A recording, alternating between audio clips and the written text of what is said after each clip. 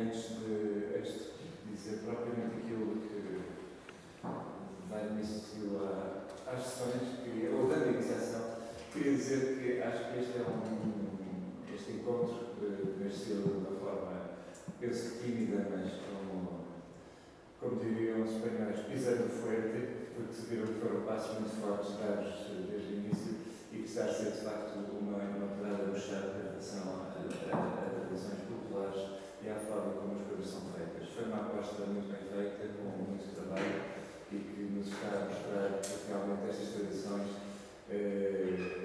se forem bem vividas com o nosso tempo atual, têm toda a razão de ser e têm pernas para andar e têm um lugar na nossa sociedade contemporânea e se calhar têm cada vez mais um lugar mais importante na nossa sociedade contemporânea e isso está a ser demonstrado por estas expressões que, além do mais, está a fazer muito mais pelas ligações entre o Norte de Portugal e a Galiza do que, por exemplo, a CIPRI que nos está a agora neste momento dos comboios. Isto realmente mostra que a cultura tem um papel que é muito mais importante do que simplesmente mostrar umas coisinhas, fazer uns espetáculos.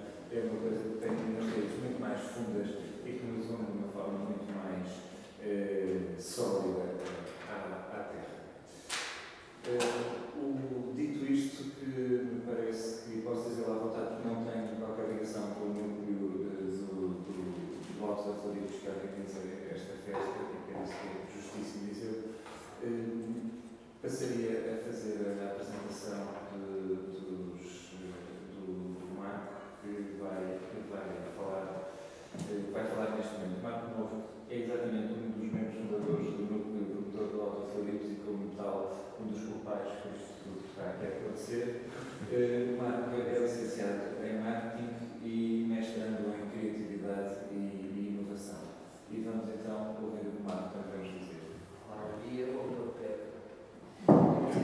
Eu preciso andar para pensar, apesar que não penso muito. Ora bem, eu venho sobretudo relatar que é a minha experiência enquanto ator popular, porque também me parece que é uma perspectiva interessante de se abordar num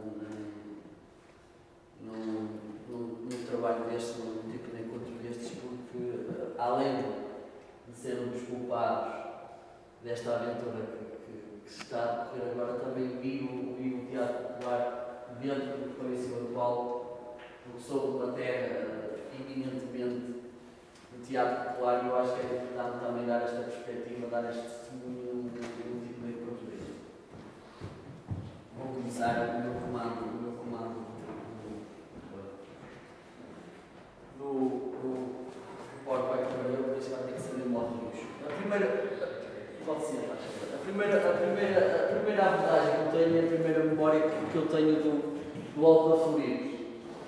Isto estaria a falar por volta do início dos anos 80, em que eu estava no público, o meu pai estava no palco, era porta-bandeiras turno, e como todos os anos, isto não sei se é influência do arte ou se será influência divina, os turcos perderam. O meu pai, como porta-bandeiras, foi levado ao colo, e eu lembro que fui acometido de um ataque de fúria e que, se não fosse a minha mãe segurar-me, provavelmente ia-me ao porta-bandeiras que estava a ter levado o meu pai ao colo. Foi o primeiro contacto que eu tive com o Alto da Florida e que me leva a esta segunda questão, que é a ascendência e o alto. Acho que grande parte das pessoas que é lá nas neves ou tem ou teve alguém que já esteve ligado ao alto. Acho que é quase, faz parte da árvore genealógica, alguém que esteve no Alto da Florida. Eu tive o meu pai que fez parte do Alto da Florida enquanto ator, o meu avô paterno também esteve ligado ao Alto da Florida, não enquanto ator, mas enquanto ensaiador e organizador do Alto da Florida. Tive um tio-avô, irmão desse meu avô, que também foi então pelo Litrão. O Liano Quintas Neves ainda me está ligado por laços já um bocado afastados, também está ligado à minha família e outras pessoas. Neste momento, por exemplo, temos duas das personagens principais, que é o Borinho e o Oliveiros, que são pai e filho, o Roldão é irmão de Oliveiros, há sempre no Alto da Floribos, e julgo que é comum ao teatro popular haver sempre laços de sangue entre os atores. Acho que também é importante perceber isto. E depois desta fase em que eu vejo o meu pai a ser levado ao colo, criou-se um hiato muito grande entre a minha versão e o Alto da Floribos. Isto é curioso porque geralmente os miúdos têm sempre um fascínio pelo Alto da Floribos, porque há aquela cor, aquela alegria, aquela luz, o tamonte, os rosados, os caramelos, e eu passei ao lado disto tudo. Se há 10 anos atrás me falassem que tu vais fazer parte do Alto da Floribos, vais ser um dos seus principais dinamizadores, se é que assim se pode dizer, ou um dos seus principais personagens, dissessem, deixaram de brincadeiras, fumar água. Porque não ia acreditar. É aí que sucede isto. Por responsabilidade do senhor que está ali atrás, um dia, numa sexta-feira à noite, de maio, suponho eu, o Luís Franco chega à minha beira. Olha, eu já sabia da paixão enorme que ele tinha pelo Alto da Floribos, e acho que eu ainda tenho, se calhar. E disse-me: estamos a precisar de sangue novo, já te conheço há uns anos, acho que pode ser um elemento importante do Alto da Floribos, não quer vir. E eu. Mas já estão estes nossos amigos e tal, e pronto, ok, vamos lá. E entrei como mero figurante. Mas sempre consciente da importância que tem o Alto da Floribos à Festa das Neves e daquilo que representa para as suas gentes. Entretanto, de um ano para o outro, o senhor que fazia o papel de Ferrabras, que também era o ensaiador, por questões de idade e de saúde, ou um bocadinho de falta dela, decidiu que era uma altura para pôr um ponto final à sua presença em palco. Como o Ferrabras exige uma pessoa de estatura elevada, não sei o que é que se lembraram de mim, falaram comigo, o senhor Luís Franco, mais uma vez, obrigado Luís, que, tu se calhar és a pessoa indicada, que dizes, apesar de reconhecer a responsabilidade e, confesso aqui, nunca tinha visto a atuação do Ferrabras, porque, como disse, estive até 2003, que foi o ano que entrei no Alto da Floribos, estive um pouco aliado de tudo que era a apresentação, via esporadicamente 5 minutos da apresentação, e no ano que fiz figurado de cristal, tão nervoso que estava eliminado. Sabia mais ou menos naquela altura que tinha que entrar, entrava, fazia, mas passou-me um bocado ao lado. Por isso, li muito, li o texto, andei na Wikipédia a ver quem era o Ferrabras, o que é que ele fazia, o que é que não fazia, o que é que ele representava. Infelizmente, na altura, ainda não havia amigos do Alto da Floribos, portanto, já imensos, para ter referências. Por isso, quem via o Ferrabras há uns anos atrás e quem vê agora, por acaso sou eu, nota ali algumas diferenças, porque eu também entendo que quem faz o teatro popular também tem que adaptar o texto e a interpretação à pessoa que é. Eu filho com a minha típica modéstia.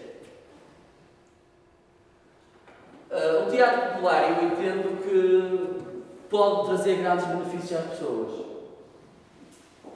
Um deles, e será comum a todo o teatro, ou dois deles, é a capacidade de trabalhar as coisas preparadas, porque nada cai do céu.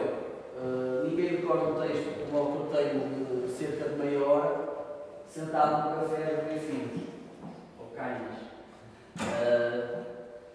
Ninguém interpreta o papel se não souber, se não trabalhar, se não perceber quem é que está ali, quem é aquela pessoa, quem é que é filho, o que é que ele representa na peça.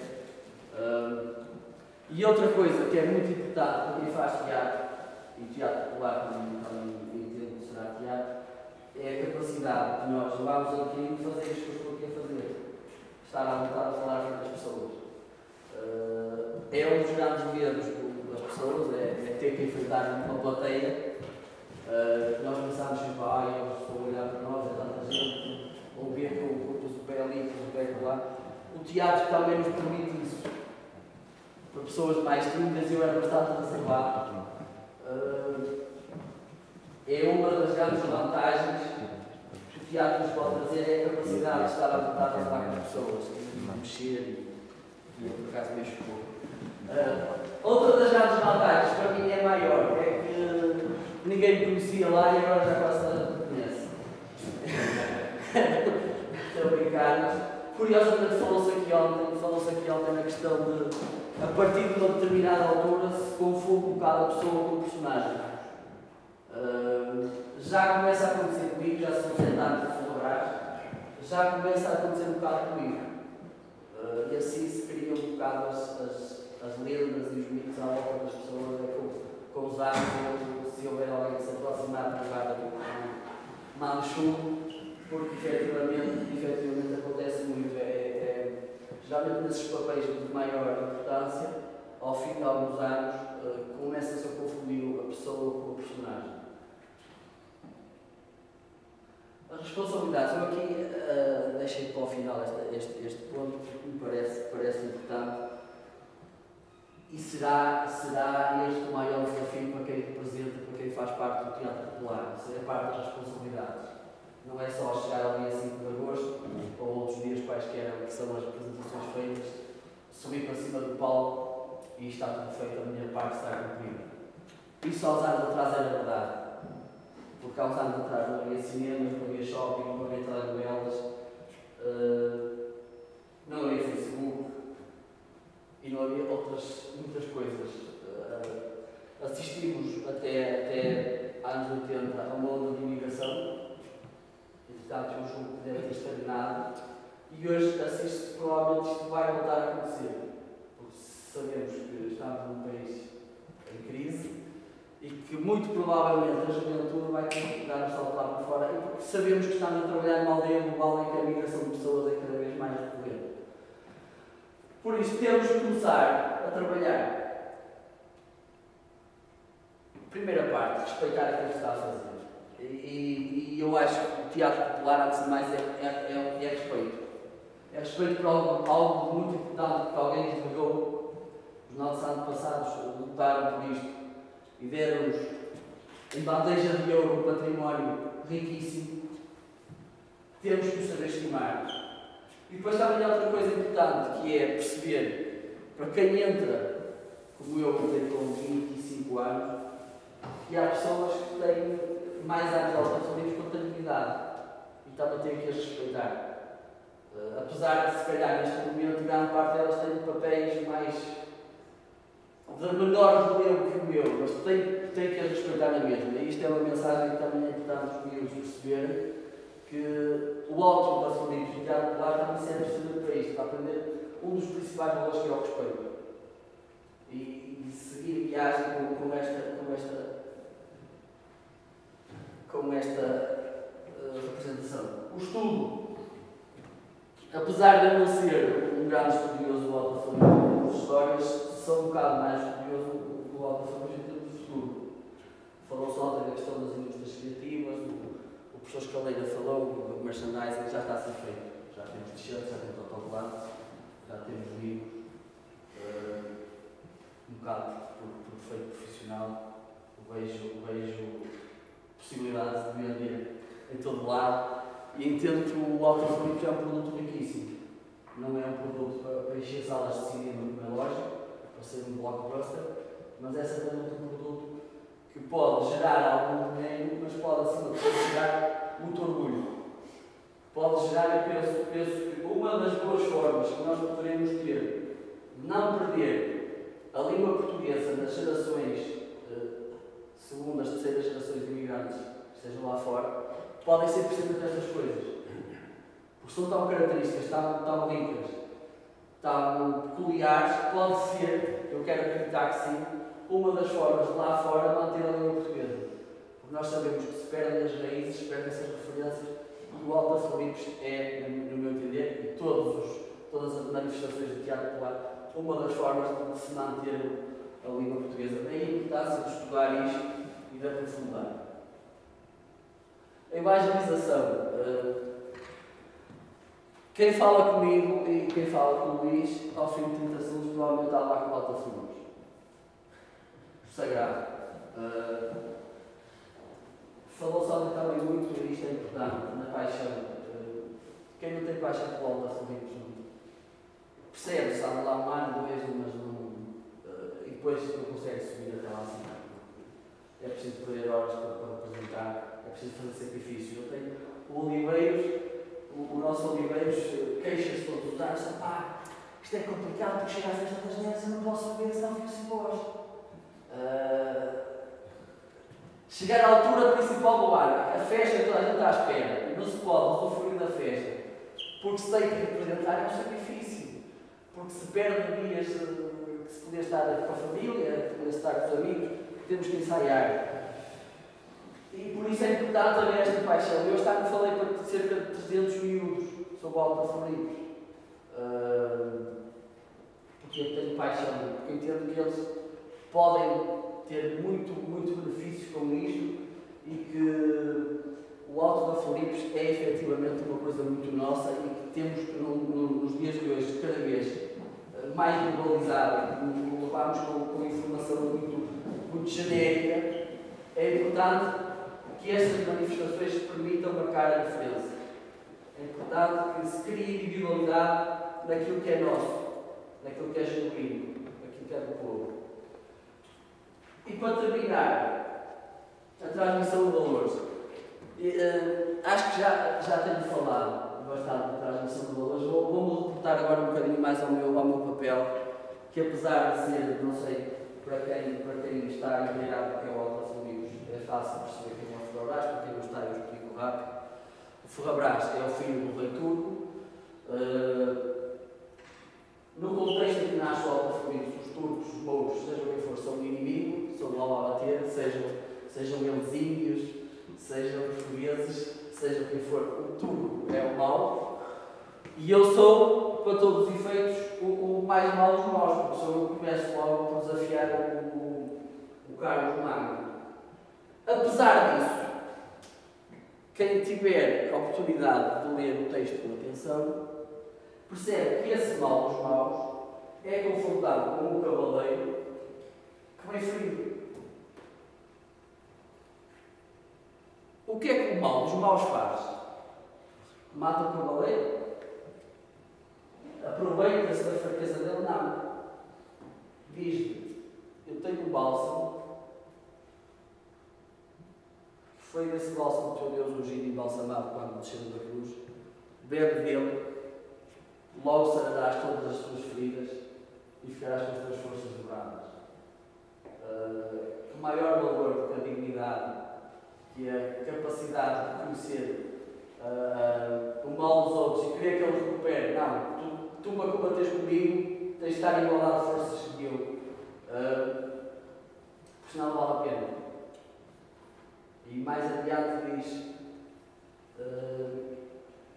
bebe o meu bálsamo, porque sararás as tuas feridas e eu poderei pelejar contigo e não terei cobardia de matar, estando tu já ferido pelos cavaleiros. Acho que também é esta uma das. Aliás, foi este um dos grandes propósitos de nós termos avançado com este expressões, que foi pegar em cavaleiros que eram representações que estariam um bocado mais debilitadas e, em vez de esperar que elas definhassem e ficávamos nós aí como a grande representação, não. Fomos dar-lhes o bálsamo. Logicamente o trabalho depois é deles, mas entendo que será também assim um dos grandes trabalhos que o Teatro Popular pode fazer, é pegar no bálsamo e distribuir para essas representações que estão mais debilitadas e fazê-las ressurgir. E por aqui me fico. Muito obrigado.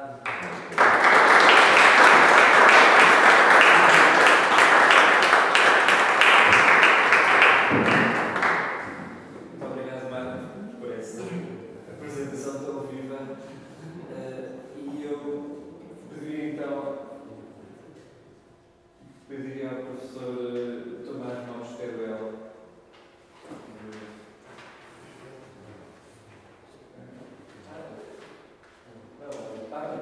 Desculpa, eu estava por a dizer que era uma alteração da ordem e poderia então não professor Valdir Nogueira. Peço desculpa.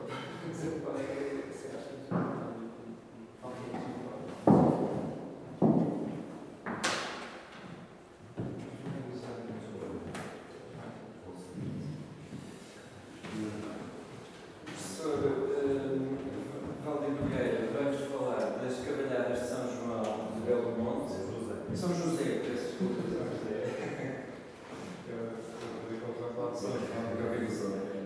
É tudo certo. É tudo certo.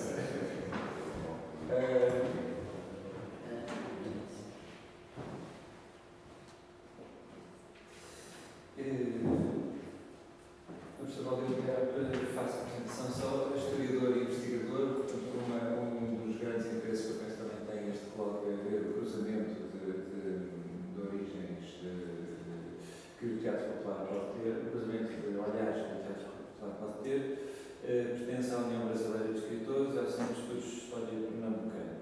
Vamos então ouvir falar sobre as cavalhadas de São José de Belo Monte. Bom dia. Antes de iniciar o meu colóquio, cuja temática é a cavalhada de São José do Monte, dentro da temática carolíngia, eu gostaria de parabenizar o promotor do Alto da Florite, organizador do primeiro encontro do Teatro Popular do Eixo, que ora se consagra como um evento cultural marcante sem precedentes, buscando a promoção da cultura de cidades que compõem o eixo atlântico do Nordeste peninsular, através de exposições, colóquios, representações folclóricas.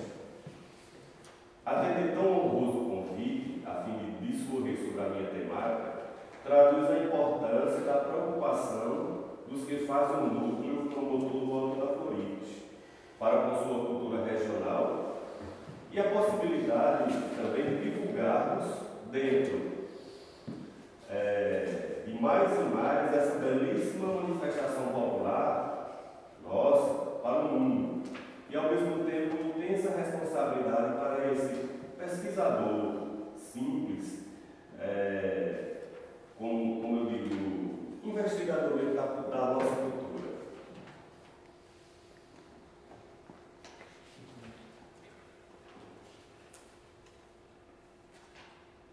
Uma imagem da nossa cavalhada.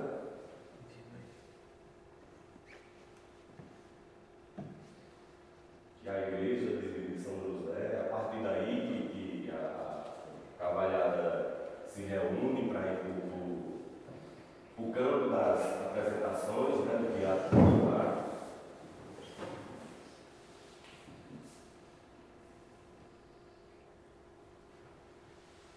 Bom, a cidade de São José do Monte está localizada no interior de Pernambuco, na região nordeste do Brasil.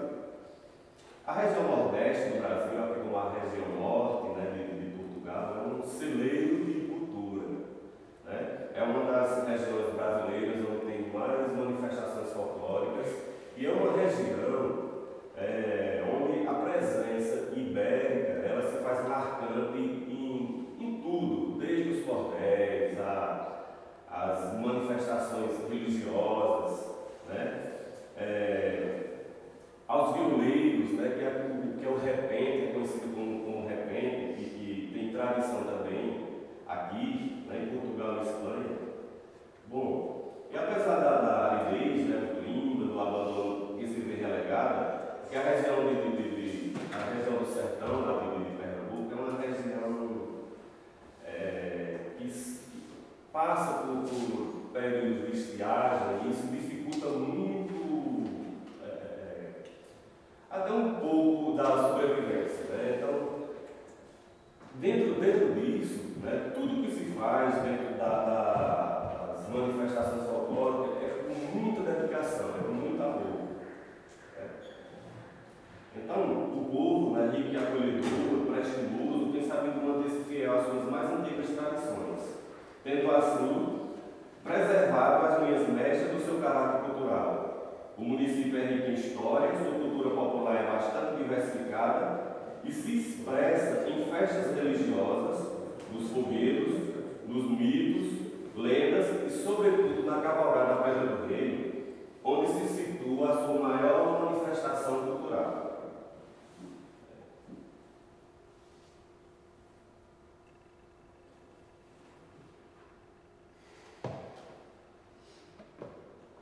Bom, a festa da cavalgada da Pedra do Reino, realizada anualmente na última semana do mês de maio, é considerada como um dos maiores eventos do sertão de Pernambuco.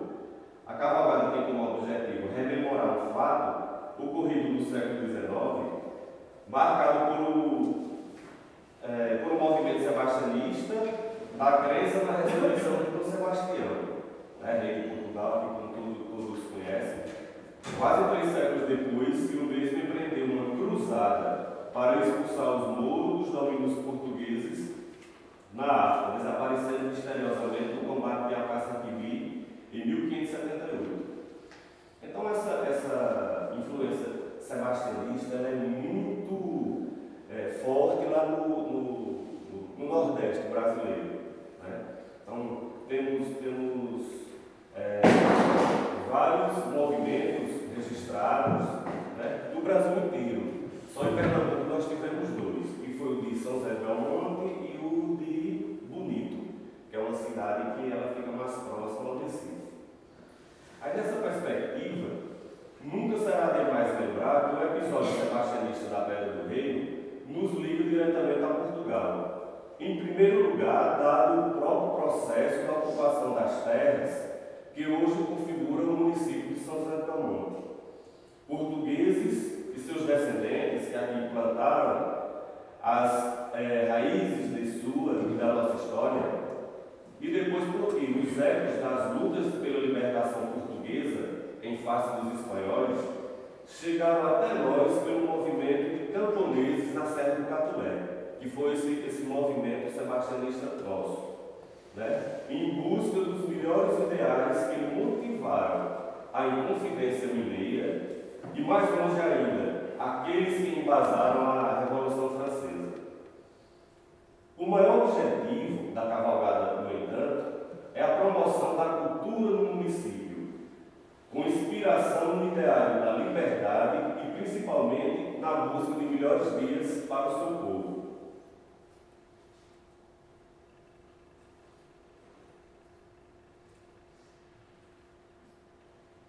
O movimento cultural da Pedra do Reino resgatou, dentre outros foguetos populares do município, a cavalhada. Só para nos lembrar um pouco o que é uma cavalhada, vamos de maneira cronológica relatar a sua raiz. Na Idade Média, o cristianismo queria propagar-se em outras paragens, como no Oriente Médio. Por esse motivo, promoveu as famosas cruzadas, expedições militares de caráter religioso, que se fazia na Idade Média contra os hereges ou infiéis. O objetivo era espalhar a fé cristã, doutrinar religiosamente esses povos. A resposta, no entanto, veio de maneira enfurecedora. Aí começaram as lutas entre mouros e cristãos. Os mouros atravessaram o Mediterrâneo e invadem a Península Ibérica. Lá encontra a resposta do rei de França, Carlos Magno, de acordo com a tradição que é passada para nós. Aí surgem também as tão faladas lendas. Carlos Magno e os Paladinos, ou o grande imperador Carlos Magno e os 12 pares de França. Isso muito conhecido lá no Nordeste brasileiro.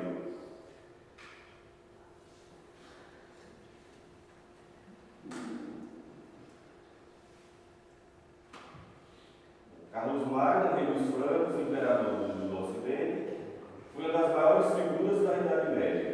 Foi notável, sem dúvida, a contribuição desse rei para a expansão do catolicismo na Europa medieval, embora impondo a religião cristã através da força, diretamente do que Jesus Cristo havia pregado. Carlos Magno tinha uma espécie de guarda, segundo a tradição, um guarda de honra, que sempre o acompanhava, tanto na guerra quanto na paz. Ela era formada por 12 cavaleiros, como os pais.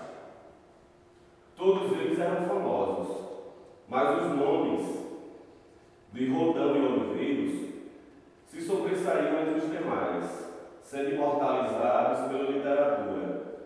Os nomes dos pares que acompanhavam Carlos Magno chegaram até nós através das canções de gesta francesa, que contavam com os grandes feitos dos cavaleiros medievais. A mais famosa, como todos sabem, é a canção de Rolando, do século XI. Esses cantos épicos foram coligidos no século XIII, passando a partir daí a ter o valor de obras históricas que perduram até hoje.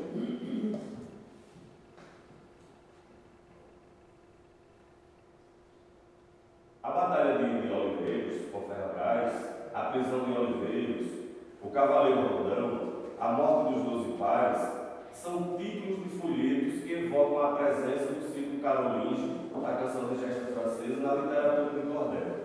E vale ressaltar que é muito conhecido lá no Nordeste, né? Principalmente na região lá de Pernambuco, na região do Alto Pajeú, que é um rio, tem lá em São José do Egito, tem uma cidade lá, e é destacada pelos cordéis, pelos poetas populares.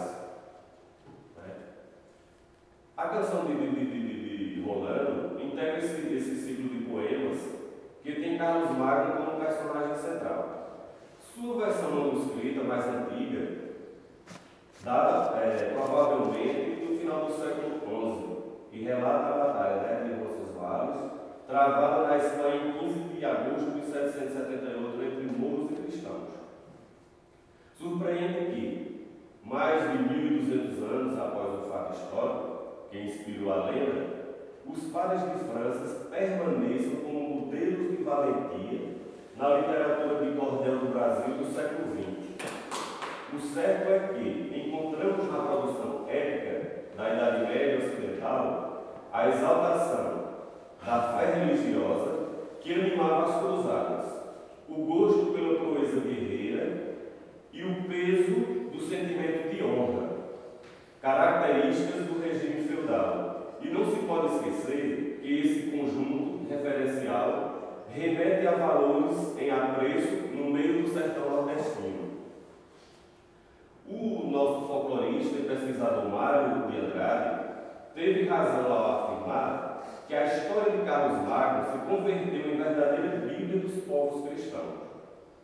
Em Portugal, no fim do século XIX, era o livro mais lido pelo povo, segundo a tradição. No livro publicado em 1953, Luís da Câmara Cascudo, grande folclorista brasileiro, analisando a influência da história de Carlos Magno e dos 12 pares de França sobre a cultura popular do interior do Brasil, escreveu.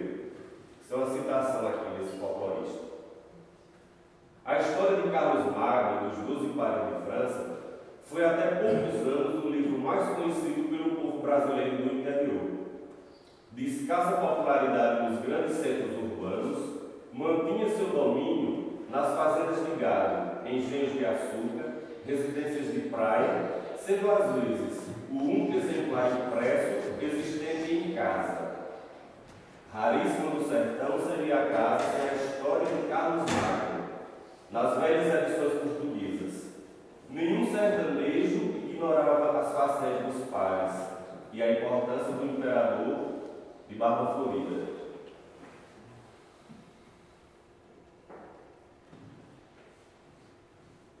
Principalmente no Nordeste do Brasil, os feitos de Carlos Magno e dos 12 pares de França foram divulgados através da literatura de cordel. Como se sabe, a chamada literatura popular de verso sofreu grande influência ibérica. Nossos primeiros cordéis eram narrativas em verso das histórias dos cavaleiros e de outros personagens que povoavam o imaginário dos antigos trovadores. Reis, cruéis, belos príncipes, lindas princesas e rainhas desprezadas por seus esposos. O maior poeta brasileiro de todos os tempos, poeta popular, para ressaltar, Leandro Gomes de Barros, chamado por Carlos Drummond de Andrade de Rei da Poesia do Sertão, foi buscar nas canções de gesta inspiração para compor alguns de seus cordéis, e entre os quais a Batalha de Oliveiros e Ferrabras e a prisão de Oliveiros e seus companheiros. A primeira dessas histórias começa assim. Eram 12 cavaleiros, homens muito valorosos, destemidos e animosos entre todos os guerreiros. Como bem fosse Oliveiros, um dos pares de França, que sua perseverança venceu todos os infiéis. Eram os leões cruéis, os 12 pares de França. Ferrabras, filho do almirante Balão, vem à França desafiados, em nome do crescente infiel, e Oliveiros, embora ferido, e acorre para enfrentá-lo, depois de devidamente autorizado por Carlos Magno. A peleja começa. Oliveiros se encontra em desvantagem e com as forças abatidas, mas não entrega os pontos.